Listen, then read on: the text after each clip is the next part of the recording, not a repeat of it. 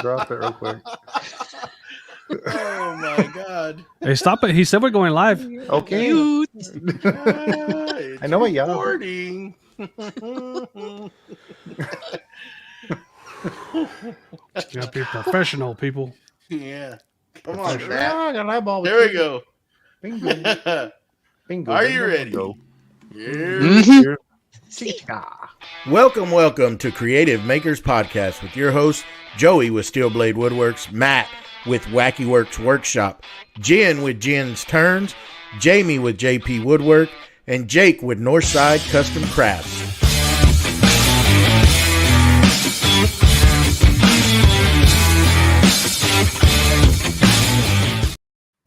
Welcome to Creative Makers Podcast, episode 60. And today we're going to talk about a little bit of storage. How's everybody doing? Yeah. All right. All I'm okay. I'm just okay. Let it go. Let it go.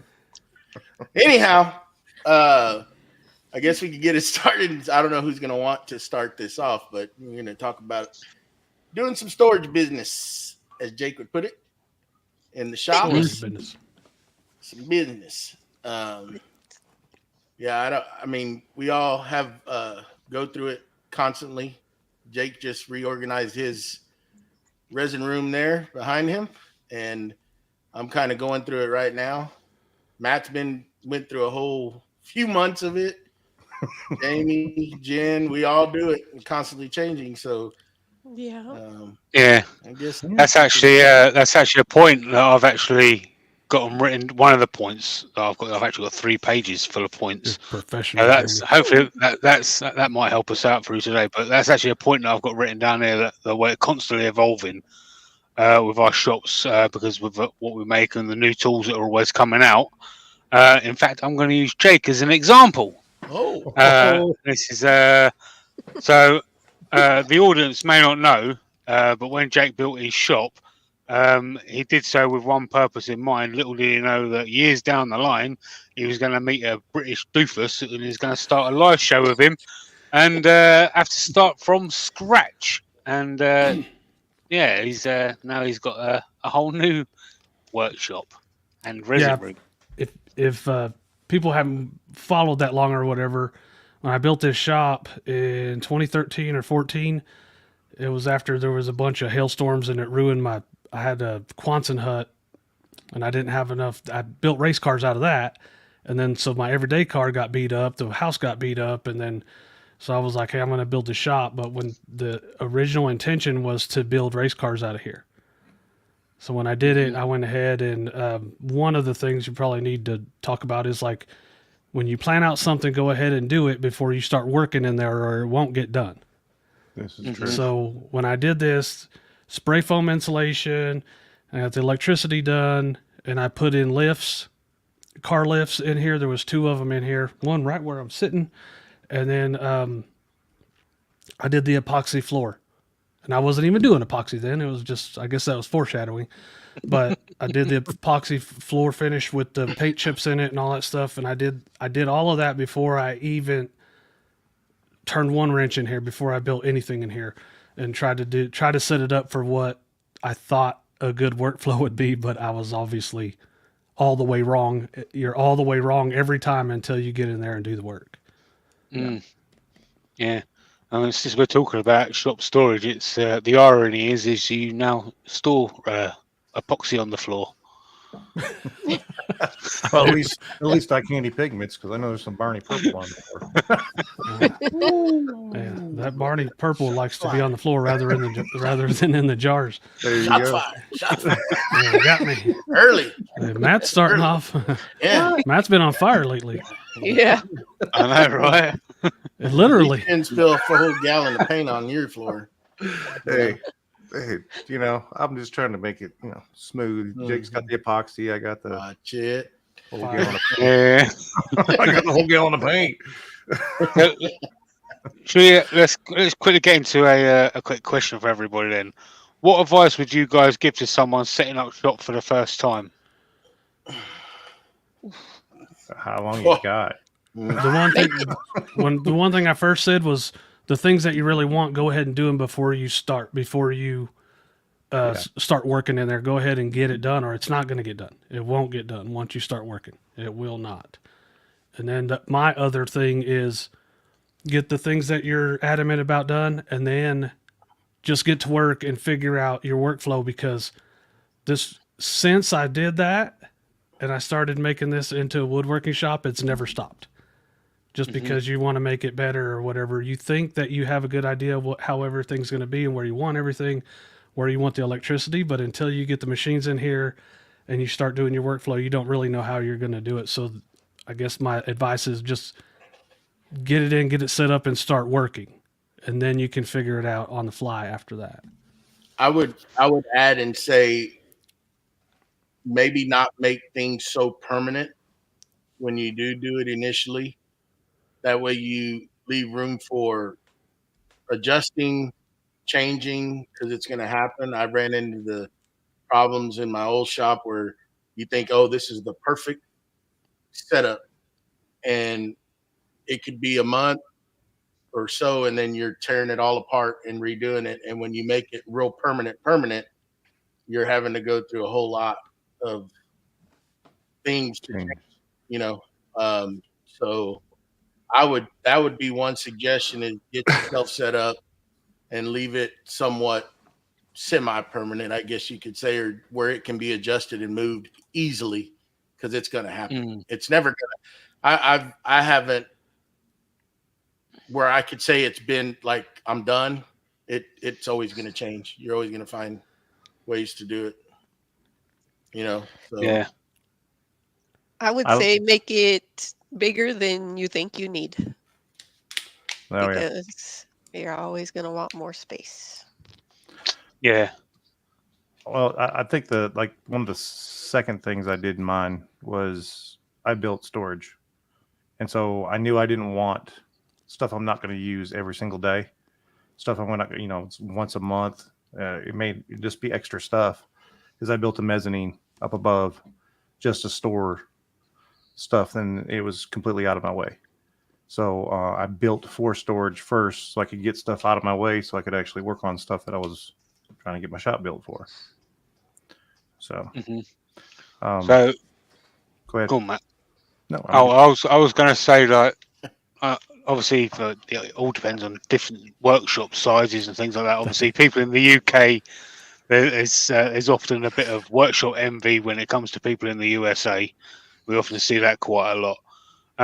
But I mean, you get a lot of wall space, and even floor space is very precious to a lot of times. So I guess my weekly quick tip of the week is make stuff modular.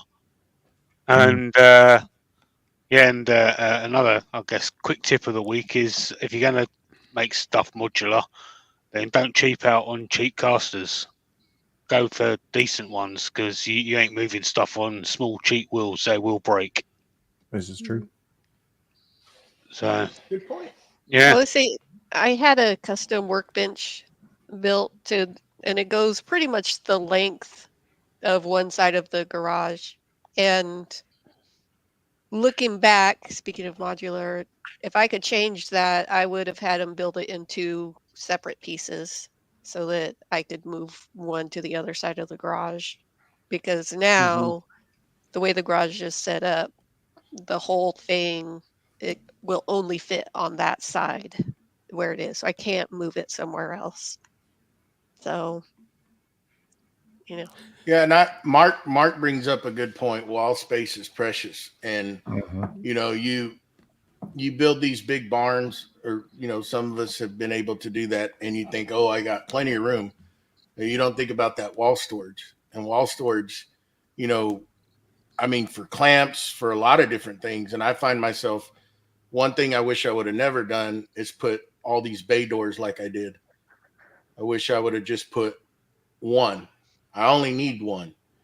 But I put two massive bay doors and then one in the back, and that eats up a lot of real estate.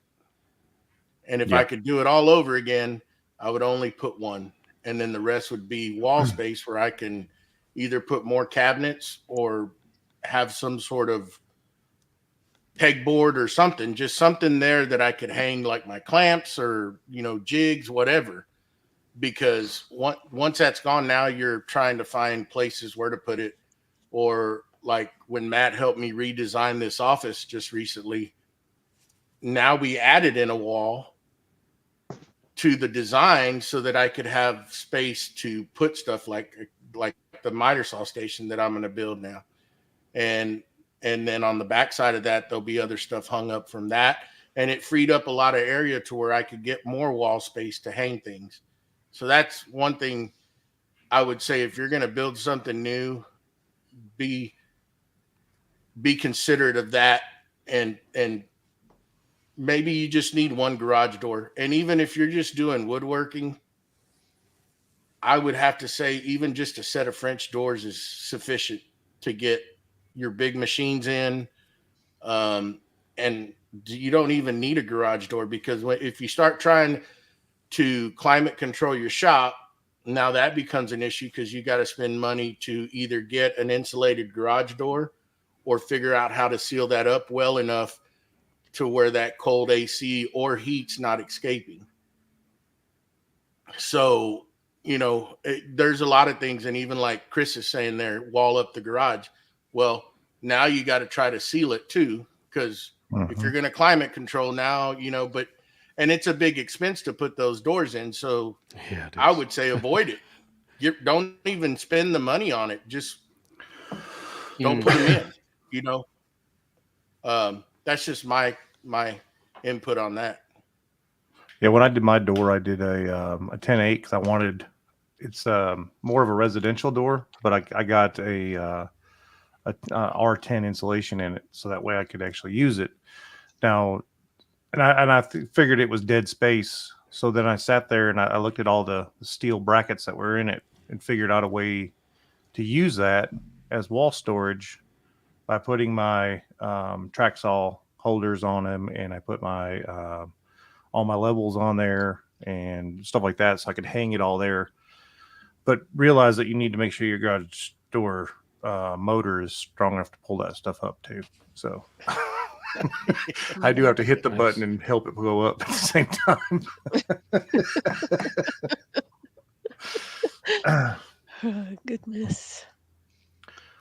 Yeah, I mean, I can obviously only speak on the perspective of a workshop my size, but I would also advise people to get stuff up high and out of the way. Don't go try and putting stuff up there that's too heavy that you can't handle yourself, because obviously you got to think of the safety aspect and all that kind of stuff as well. You don't want to be trying to hog down something that's too heavy and it all of a sudden land on your head, because that wouldn't be fun. Just your head. Yeah, I suppose so. But you never know. You might get invited to a Saturday show if something lands on your head. One thing, so along with that is, it would be cool for me to put cabinets right around the ceiling all the way around here, but I'm not that tall. And Jackie works in here. She's not that tall. So, and I've had a back injury before. So that's something I always have to be mindful of. And that's, I think it was Mr. Skitch said something about that last video about all the flat surfaces I have and how everything's organized. It's not by accident. It's because that's part of my life, and I have to rearrange everything around it. So if something's waist high, it's easier for me to lift. It's easier for me to hold on to it and do what I have to do. So stuff that's real high or real low is stuff you're not going to find much around my shop. So that's just like a personal thing that I have to do. Mm-hmm. Yeah. Now, and one of the things that y'all brought up beforehand is the planning. Trying to, and before I learned SketchUp, I used to, this is, I don't know, kind of embarrassing, but I used to use grid paper, and then I would go out and scale out all my tools and all that kind of stuff like that, and then cut them out, and I would actually place them. And What's my mom called about that. But that's how I did everything. Crafts, man, that's good stuff. But that's how I did it, is on graph paper. And then when I learned SketchUp, it was just I could do it in 3D and just make it real easy for myself. But learning that, and then you can kind of see what fits and what kind of clearances that you have before you start moving into that. because it's just you have this idea in your head. You go, yep, that's going to fit, and then you put it there and you go, huh. I just wasted a lot of time. We're going to cut some stuff off, but it's going to fit. You can make it fit. Yeah. Man, I still use grid paper. Ain't nothing wrong with it. I got spirals of that stuff. Oh, yeah, I do too. I mean, I like drawing that stuff out, and it just when I was designing this shop, man, I went through so many iterations of it, just sketching it up, figuring out what I needed, what size I needed, and but SketchUp is good to know, or if you know somebody that knows how to use that, because it's going to give you an actual dimension, and those are true. Just like when we designed this office, I mean, everything came out exactly like how he designed it, how we talked, and we shot laser footages through the shop, and Matt has my whole footprint now. So it's easy now. I can just get with him and say, hey, I didn't do this. Now what can we do? And he has dimensions of all my tools. It's super cool to be able to manipulate that stuff around, and if it's going to fit or not, and how much room you're going to have to walk by them, So that's a real key thing, and we're kind of getting off of the subject kind of a little bit with that, but it's good to design when you're like doing cabinets and stuff. Try to utilize all the space in those cabinets, or come up with ideas. Like that one workbench I built that one cabinet in there that pulls out, and I put all those little trays in there to store screws, whatever, just simple little things like that, gets them out of the container and puts them in a place where that container would take up useful space in a cabinet or somewhere, and it gets it off the top of a table or whatever. And you can just store all that stuff, and all that stuff is in one spot, and you know where to go when you need them, Well, I think that's one of the big things that we're talking about here is not only storage, but you're talking about organization. And when you organize it and you make it more easily used and easily to find, storage is the biggest thing that you're doing right there. I mean, I hate walking across the shop looking for a screwdriver I know I just had, or I have a screwdriver on this side and I have a screwdriver set on this side, and I got to go figure out what's what and where's where. And it just took an hour out of my day. So Every time I'm looking for a razor knife, Jackie goes, you have 15 of those in here and you can't find one. I'm like, you haven't found it either, so shut up and look for it. So yeah, storage and organization is hand in hand. I think they go hand in hand, and I think that's because you're designing it to be organized for your storage of everything.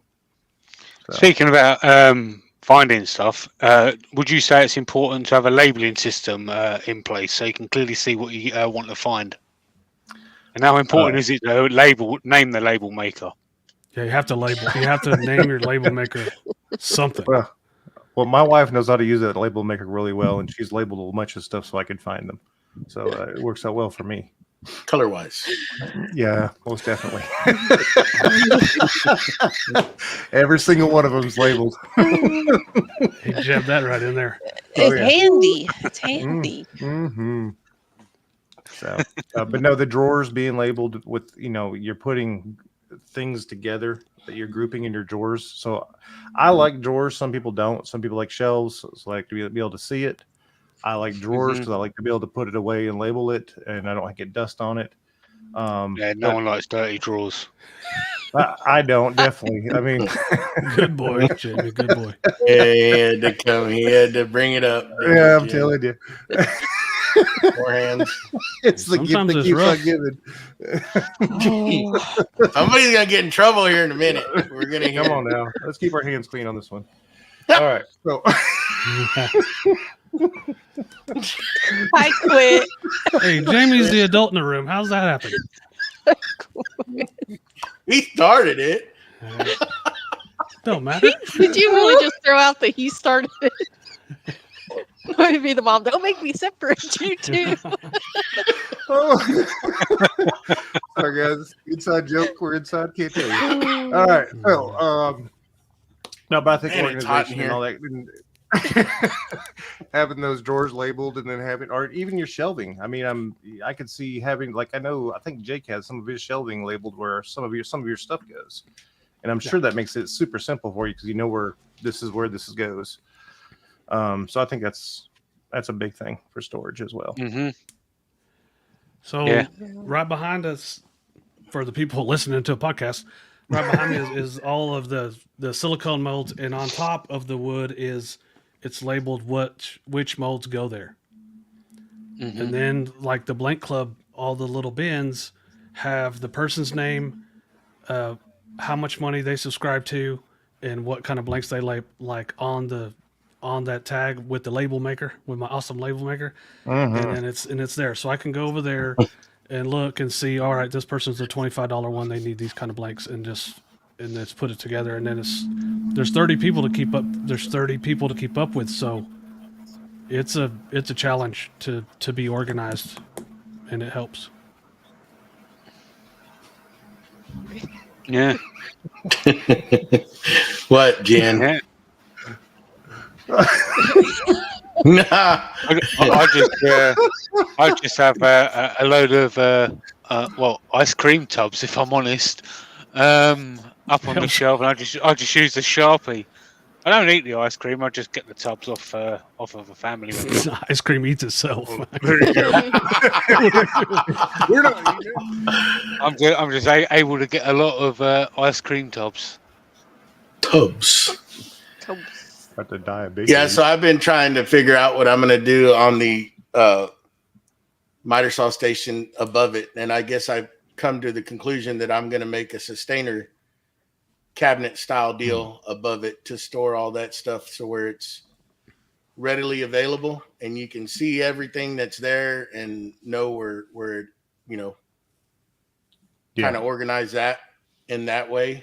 I was going back and forth and I looked at some of the good, I've used Wall Control.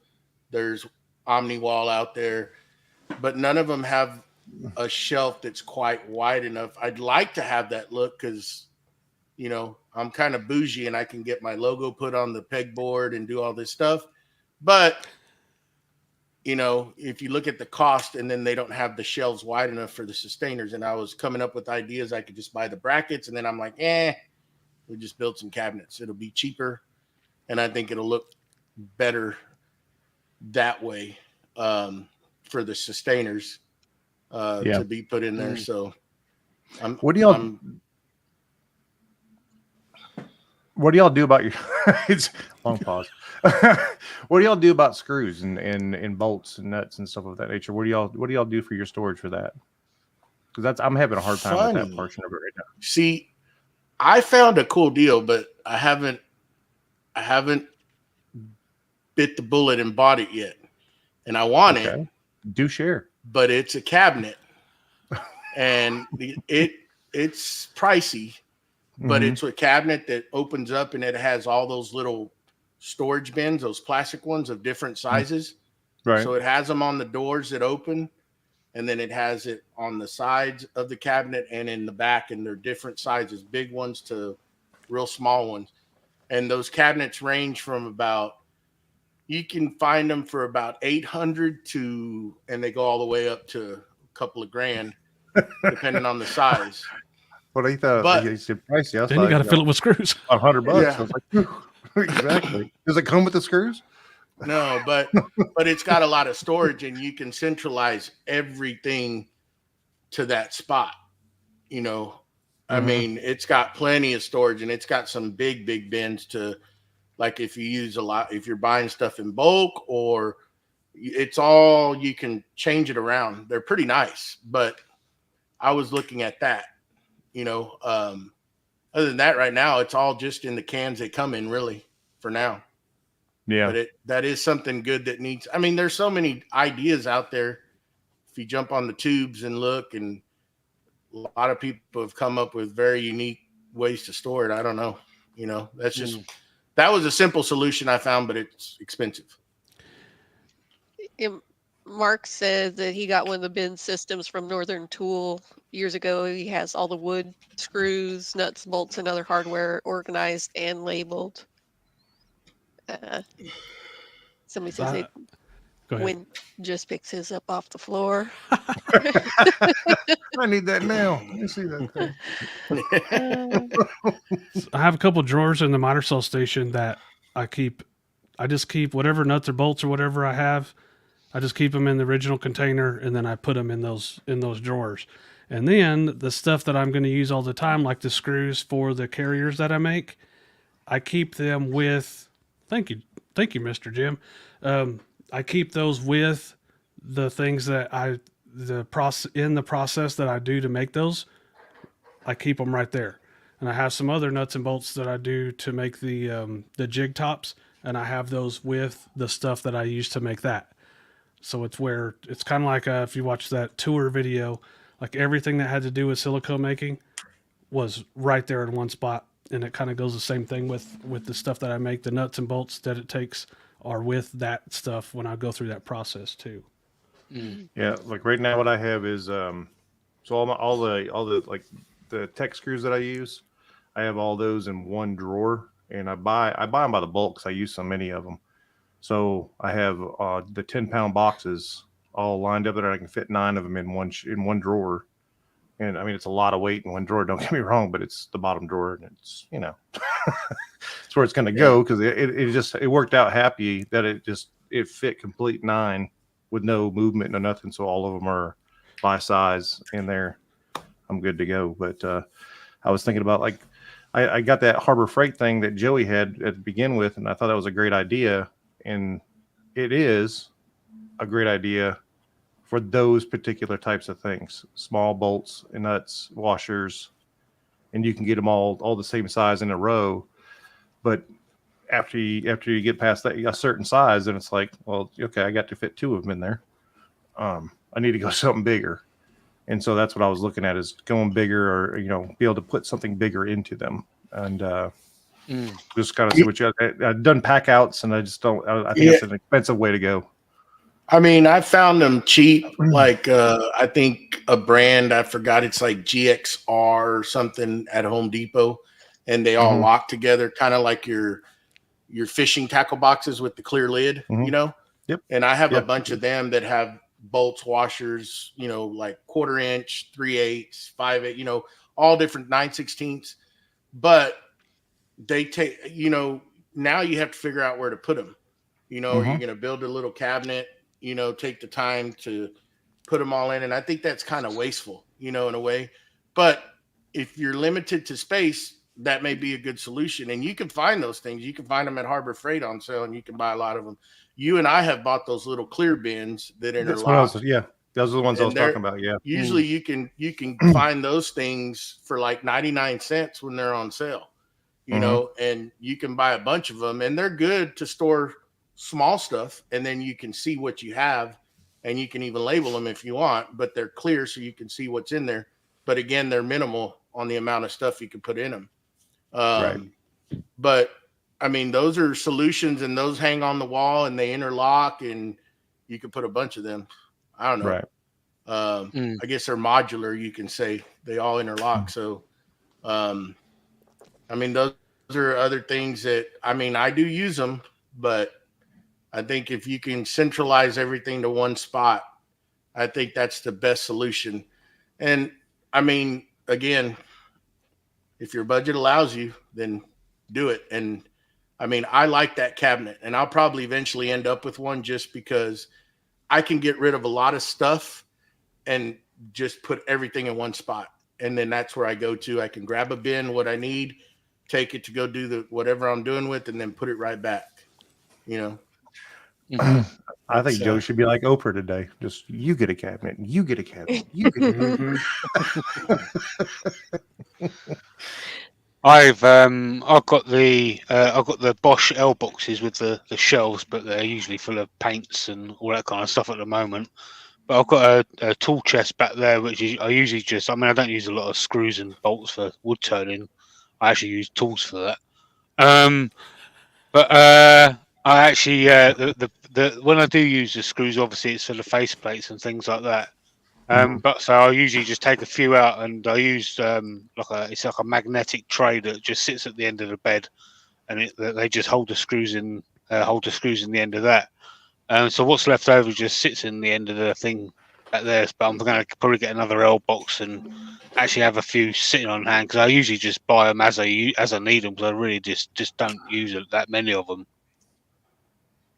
So I guess from screws, let's talk about where we wood storage.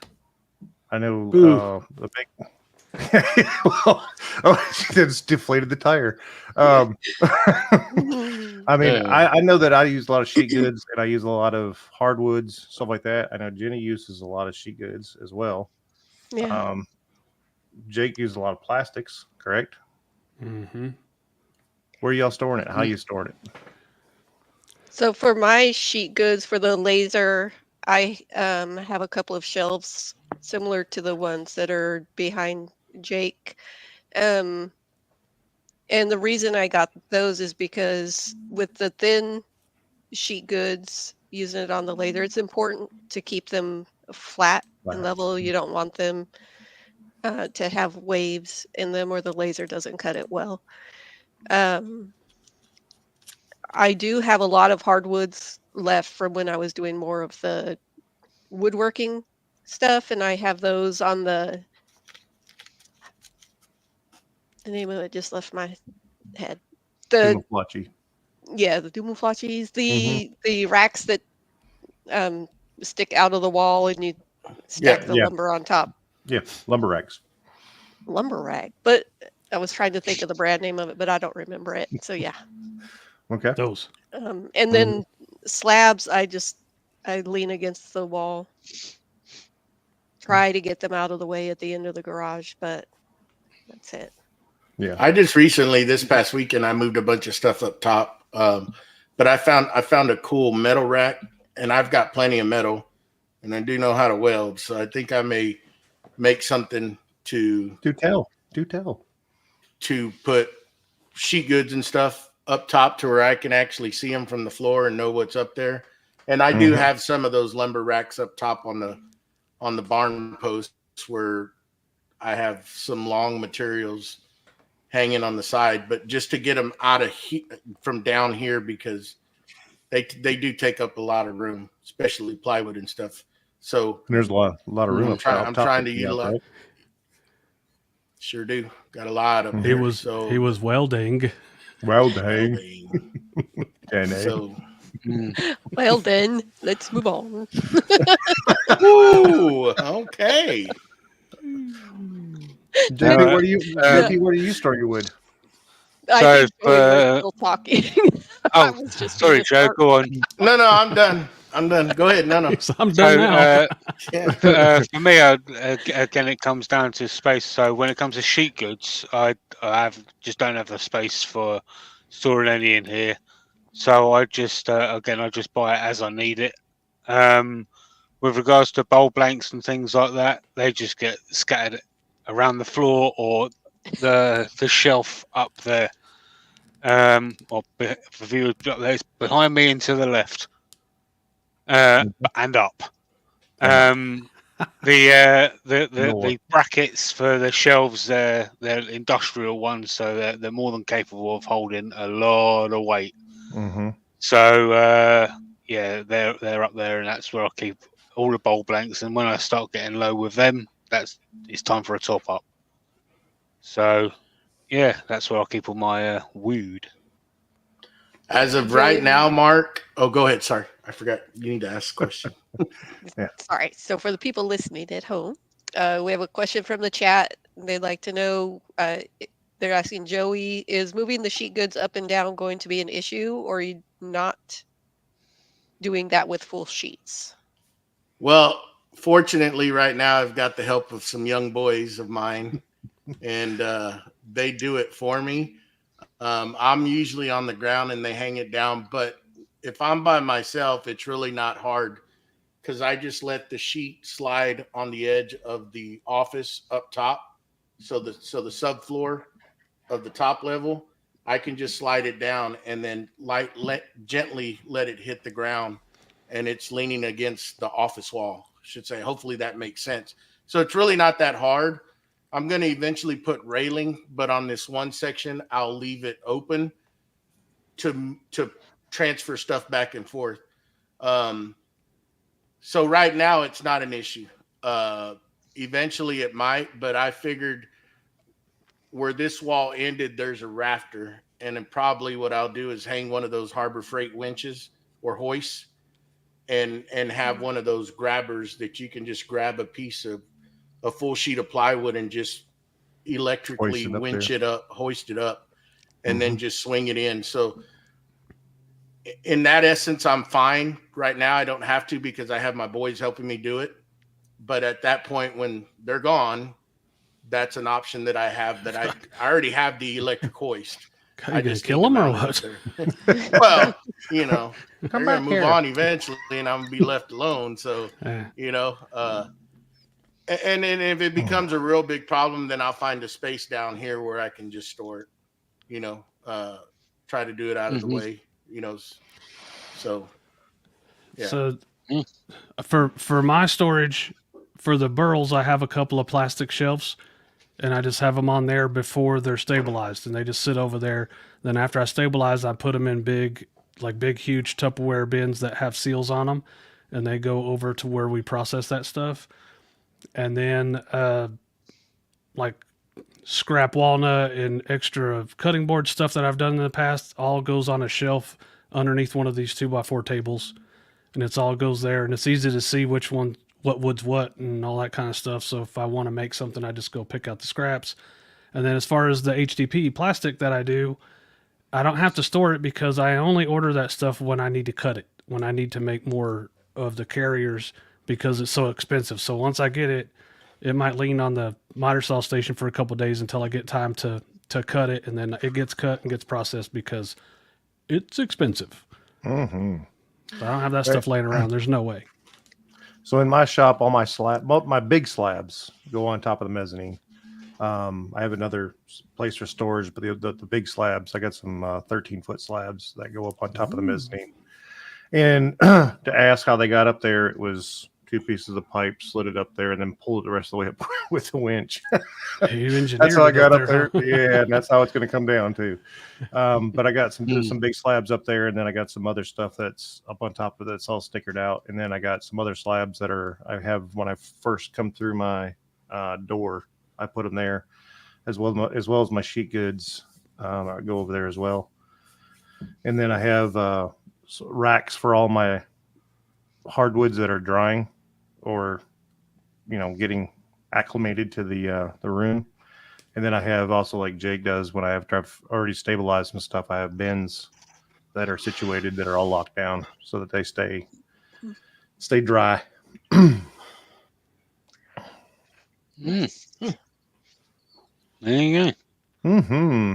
So, I think I've got another question here. Okay. How often do you guys go through your shops and make sure everything is where it should be? Not often enough. Not often enough is the right answer. I think Mark said it in the chat earlier. He said, "Who cleans your shop when they're procrastinating on a project?" When I have a project that I'm like nervous about doing, or I want it to be right, or I'm thinking about it too much, I'm like, I got to get this shop clean before I start this. Exactly. I do every time. You know what I did this week, and I started doing that because I've been procrastinating doing it, and I knew it needed to be done, but I was also thinking, how the heck am I going to do this miter saw station? So in the process of cleaning up, I keep going by there and I keep looking at it, and I'm thinking of ideas. So I'm utilizing that time and kind of just figuring out the flow, how this is going to work out, and getting it right in my noggin before I actually do it. And then that's why I decided to move those cabinets over there and just see, you know, kind of just get a picture. But I'll usually clean up. That's if I'm not wanting to do something like you, Jake, or I'm like, it's going to be a tough project, I start finding other things to do to just relieve my mind of that. And cleaning is one I'll, you know, yeah, big time. Well, the other thing is, like, you get done with a project and you just leave it there so you can go to the next project, or you can come in here and edit, or you got to do whatever you have to do so it just stays messy out there.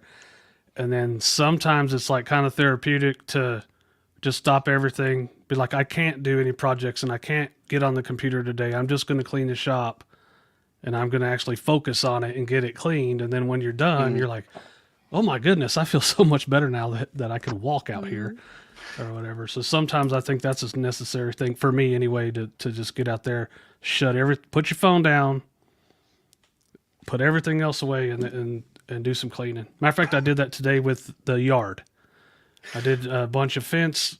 Some fence was falling down. I got it, put it out front so the city can come and get it, and cleaned a bunch of other stuff. And tomorrow's going to be I had a shed that got ruined a couple years ago. It's been sitting there, and every day I walk by it, I got to go, dang it. One day I'm going to fix that. So tomorrow's the day. So it's going to be one of those, put the phone down, don't do anything else. Just have a project, just clean up. And then after it's done, I'll be like, whew. I'll feel it'll make me feel good. How many times have you gotten in your shop and you clean that one spot and then you turn around and look at the mess that's behind you that you just tore up? Yeah. That's what I feel like when I'm cleaning up. All I'm doing is moving one pile to one corner from the other, and it's like it's a never-ending battle. Yeah. Well, if you have a daughter like mine, you could go clean up, and then whenever she leaves, there'll be 45 water bottles sitting around the shop for you to clean up after she leaves. She's hydrated though. Mm-hmm. It's important. Yeah.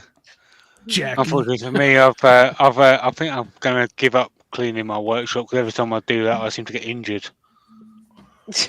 Oh God, I knew this was gonna come up. Here we go. Y'all didn't get to hear. Y'all didn't get to hear this. I got a severe laceration. Oh, A couple of days ago. Is that a Snoopy Band-Aid? Hello, Kitty. He said it was. He said it normal was one. going with the beat of his heart. That's how bad it was. He was letting the diabetes out. Yeah. Sharing's caring. I knew it was going to come up at some point. Oh my goodness. Yeah. It was actually a good one. I think he's not playing this time. That was actually good. But I don't think it's your shop's fault. I think it's you. Well, that's what I got from it, that it was his fault because he didn't pick it up when it actually happened, and I got one eye. I couldn't even see it.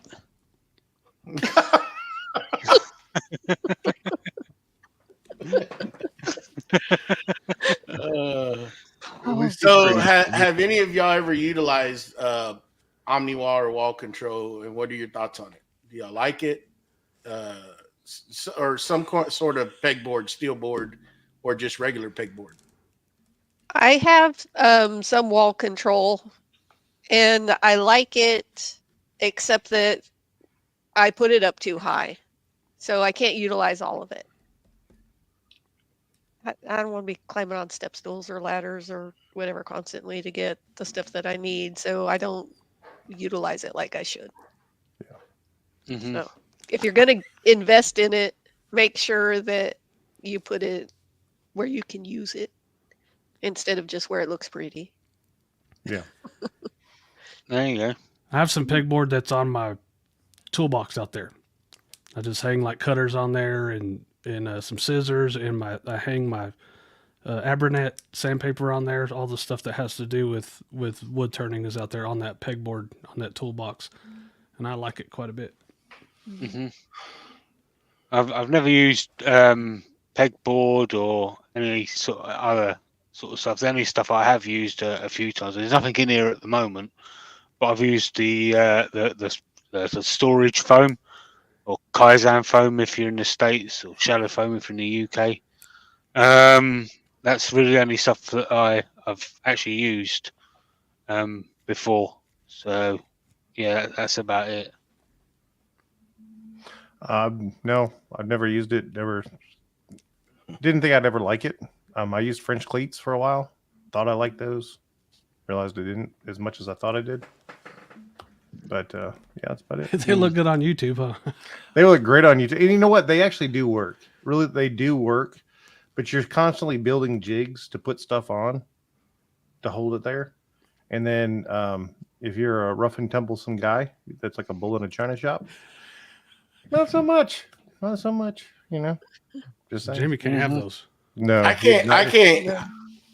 I just can't You can't what? do the French Get out the cleave. word? Finish a sentence. Exactly. I was looking at Matt because he was over there doing. Yeah, I'm waiting for you to finish the sentence. I'm trying to. I'm telling you. Yep, just getting out there. Yeah, I just can't. I just can't. I don't like it. I don't like it. I never have. Never have. I don't know why. It does work. It's pretty much the same thing. It's just you're building it. It's a DIY thing. I think you can do it and make it look nice. I think Drew Fisher, he's done a good job of making it look nice. And so I'm just, after having it for a while, just not a big fan. I would rather do the cabinets, do the drawers, and if I have a small place for some wall control, there's actually a place in the future for it, but I don't know if I'm going to utilize it or not. Look at Matt. There's actually a guy in the UK. I haven't seen him put videos out for There's one quite a while. There's one guy in particular. There's one guy. one guy. There's one guy in particular that I think everybody should check his channel out. It's called Stephen's 8x6 Workshop. Now, he's got a workshop that's 8x6, and he's got his workshop's like a puzzle. Like the way he puts everything in his workshop is just incredible. The amount of stuff that he's managed to get in there is shockingly amazing. It's shockingly amazing. So yeah, so people in the UK, stop complaining. You've got no excuses now about the size of your workshop. I've got no complaints to the size of my workshop. I mean, how many people can just reach over to their shelf and pick out a cookie? Do you know what I mean? I literally that a cannot biscuit? do that. Is that a biscuit or a... Biscuit from Starbucks. Oh, Hashtag not sponsored. Starbucks. You wish it was sponsored. Me too. Goodness gracious. I'm rolling it at that Starbucks. Mm-hmm. Created a monster. Yeah, you did.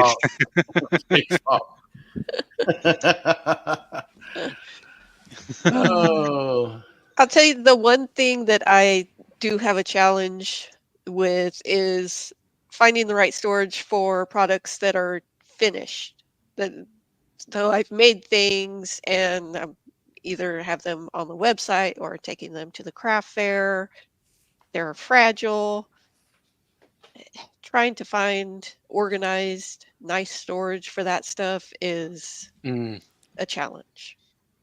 So because they're all different shapes and sizes. And yeah.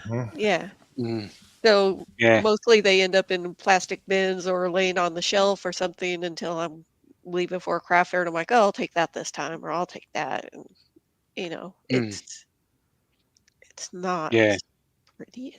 So still trying just to figure laying that all out. over the house, and you don't want it out in the shop because it gets messy. And yeah, the dust gets on it, and something will fall on it, and it'll get scratched, or Yeah. I went and bought some of those cheap, that closet I converted into kind of like a shipping and storage for all my stuff. I don't know if y'all remember me doing that. But I went and bought a bunch of those cheap shelves or junk, but they serve a purpose for that, and just made a little area to store all that stuff because I had stuff spread out everywhere, just like you, Jen, and I had nothing organized or anything like boxes and stuff for shipping and et cetera, et cetera. That stuff was just everywhere, and that helped out a lot. But I'm dealing with smaller stuff than you got more intricate pieces that you got to be careful with, and I could see where that'd be a challenge. I don't know. That's that's the best thing that I did was do that, and then buy a bunch of little plastic bins and put everything in just to group it together and get it out of the way, and then I can actually see what I actually have in stock and what I don't. But it makes it easier. Go to one spot and you can do all your shipping from there and grab your items you need, but everybody's different on the things that they do, so I could see where that'd be challenging. I don't know. Victor's asking, what about a storage company for the craft fair items? What Like do a you mean by self-storage? self-storage? In California, real estate's at a premium, and that includes storage space. So I'd rather not pay out of pocket, and then it adds trips to go figure out, what do I have, or where is this? Is that at storage or is it here? You could also add in the laziness factor. If I'm working on something, I want it here so that I can easily access it. You know what I've been trying to figure out is like all the laser material, what to do with it. Because what happens when it's out in the shop and I cut it down to size to fit it into the laser and I bring it in here, that thing immediately warps. Hot dog. Hot It dog. Hot dog. And I got to wait, or I got to clamp it down onto the bed. So I'm trying to find ways to store it in here now that I got more room. But it's just nothing comes to mind on how to do, because I'll usually go by 4x8 sheets and then I cut it down to 24x30 or 24x36. And then I just have it, but you can't see it. It's all stacked right a bit against his cabinet, and it's not, there's a bunch of it. But it's like trying to figure out where I can actually put that, because really no place is a good place, because it's gonna kill real estate. Well, that's So what I I don't know was. what to do with it. That's what I put on the shelves. I put the sheet goods. The shelf is 24 inches deep, so I can fit it on there. And then I can't remember how wide it is. 48 inches wide. Real I wide. think it's real wide. Yeah, I think it's 24 by 48 or 52, something like that. Because when I buy a full sheet, I cut it down like that, but I cut it at 24 by 40. And they fit on those shelves, and it that way it lays flat, so it doesn't bow as much. See how So- she flexes? She got a bigger laser machine than I do. Of course. Subtly. She did that slick Subtly. too. It wasn't like in No, your face. I thought we had the same size. No. So with my 8th-inch sheet, sheet goods and stuff like that, and I'm not doing it for the same thing you guys are, but I have two. I keep 2 3/4-inch sheets, and I always keep those sheet goods in between them, so it's always applying pressure to them so they don't curl. It's also a climate controlled shop, but Does that mean it doesn't have to accumulate? exactly. What? What did he say? You understood him, Matt? Yeah. Or did you disagree? Oh. Yeah. All I know is he whacked it all together. Were you trying to say accumulate or acclimate? Yeah, that word. Yeah. Both of them. I knew what he was trying to say, and I didn't want to throw it out, But yeah, I just keep it in between two sheets of 3/4-inch plywood, and then of course, I have other things leaning up against it, but it's constantly keeping it flat. Yeah. So, but they're full sheets. Everybody out in the chat, what did he just say? Is he speaking English? Right. No, everybody on I was Earth going. said that. We don't know either, Mom. We don't know either. We keep him here He for said, all he me. said it with confidence, though. I'll tell you that. That was good. Points for that. He's here for eye candy. That's what he's here for. Mm-hmm. All right. Oh, I am. One more question, Jamie? Let me see what I got. All right, let's keep what we got. So we've got material. We've mentioned. We started talking about that. We're straight into that. I was mentioned about potentially water resistant for outside workshops. So do you want to talk about outside workshops for a little bit? Has anybody got any experience with that or any advice?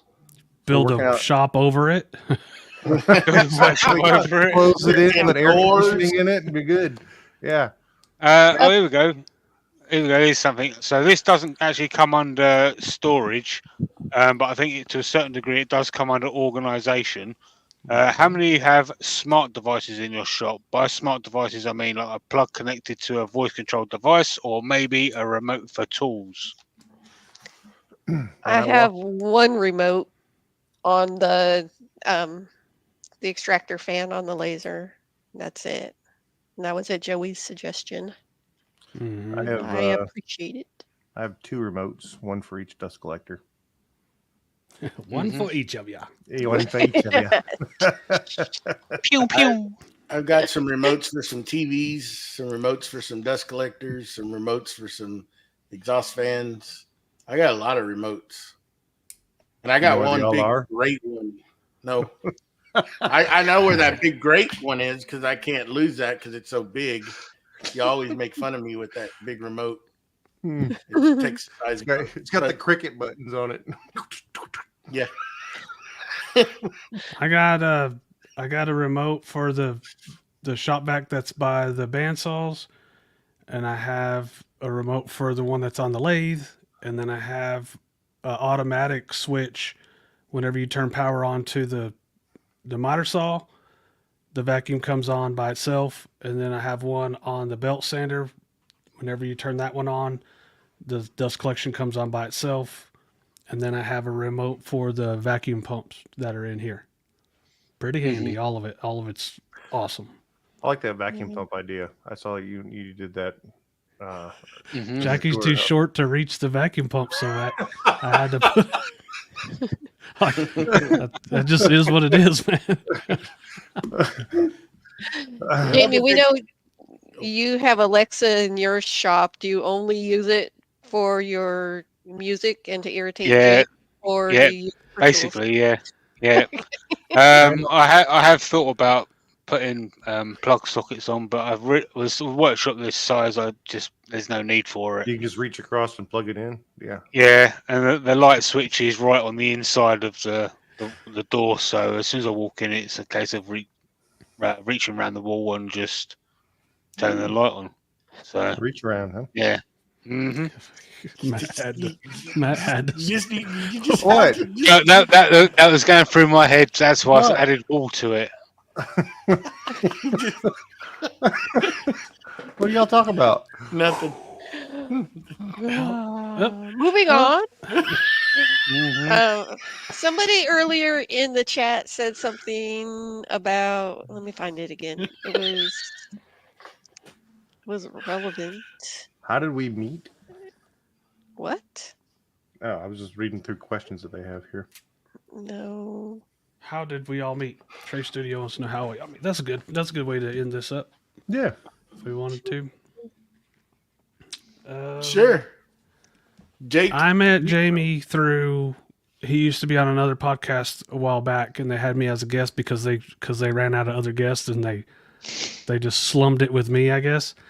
And that's so I met Jamie, and we've talked every day since. And then I think met Jen because we were doing giveaways on Instagram. She wants pin blank giveaways, and then never left. And and then I met Joey and Matt. I met Matt through a dust collection video where he out nerded me on airflow. And then Joey's just been there. I don't know when it started, but he's just been there watching videos and stuff, and then getting on Patreon, and then we just become friends. So the rest, how everybody else did it, they're going to have to talk about that. But that's how I met. Well, everybody. Jake was really the nucleus of it all. Jake's where it all started. Yeah. That's how we all met. Yeah. Was with Jake. So Yeah. that's basically how it went. Yeah, Jake was the first person I ever reached out to that, he said something on a video and I was like, and I just typed and I direct messaged him. I didn't do it like in the Yeah. and He did very good. He did very good. He reached down to me.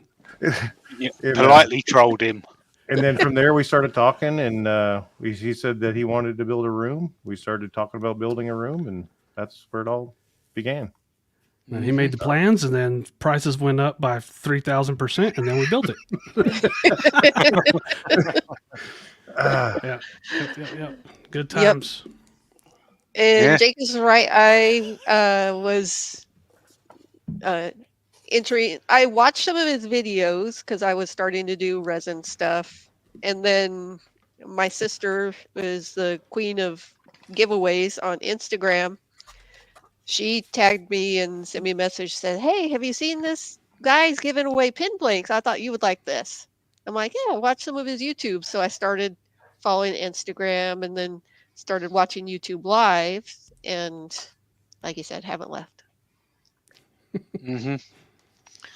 When I was doing the other podcast, and obviously Jake's already said we had him on the show. It was a little while. Jake come off the show, and he actually thought I didn't like him because I didn't speak much on there. Well, little did he know I was actually keeping an eye out on the chat because that was my job on the podcast. And then Yeah, a little time after that, I reached out to Jake and was like, "Do you want to hang out, mate?" You know what I mean? Took me on a virtual tour of England and showed me all the landmarks and stuff. Showed me where we live. And yeah, on the show, he didn't say anything, but now we know way more about live shows and broadcasts and stuff. So when I was on the show, he didn't say anything. He asked me like one question and didn't say anything. And then whenever the show ended, everybody said, "Peace out." Like no one hung out with me or anything. I was like, man, did I suck that bad? And then he just reached out. So I'm glad he did. Kind of glad he did. Some days I still want to punch him in the face, but he's pretty good most of the time. I think it all with me is we met through Jake. I reached out to him on one of his videos, and then shortly after that, they sent me a hangout, and we got in there, and then really I think it was around the CNC time when you helped me with the CNC. Yeah. And then ever since then, then we the shark incident and kind of just that's been what since a few years, 4 or 5 years, 4 or 5 years, huh? Yeah. It's been a minute. Yeah. Been a minute. Pretty cool. And then Matt and Joey started doing the Instagram lives, which turned into this. Mm-hmm. I guess they asked Jake, and Jake said yes, and then they asked Jen, and Jen said yes, and then they begged me, and I was like, "I guess okay, so whatever." I believe it was kind of the right time, I guess, because it had been talked about before, but just too many other things going on, and then we finally were able to, I guess, somewhat commit. But and here we are. Yeah. There we go. Yeah. 60 shows in. So 60. Mm-hmm. 60 shows. Wow. Yeah. 0. Anyhow. And an hour and 2 in. At this time, I'm probably going to have to swim back to the house as much rain as we gotten. And it's still raining. I can hear it coming down again. Wind is blowing too. Can you hear it? We just know it is. Just guessing. Yeah. Just guessing. Yeah. I guess. Well, alrighty. I guess that's the hour there. Yeah. Yeah. We're gonna do this. Let's do this. Let's do it. Here we go. Or Jen's using. There you go. I'm gonna go first. Joey's last. Okay. I am actually done with my CNC. I am working on a van build out for my work. So I'm doing it's for calibrations and stuff. And when I'm not putting out fires, that's what I'm doing. So there you go, Jenny. I did a few projects today. Had a few sales. I sold the Eagle, so I'm really happy about that. Caw. This weekend may be pretty quiet. Got some other stuff going on, so hanging out. Jamie. Sorry, I just made Jackie's comment.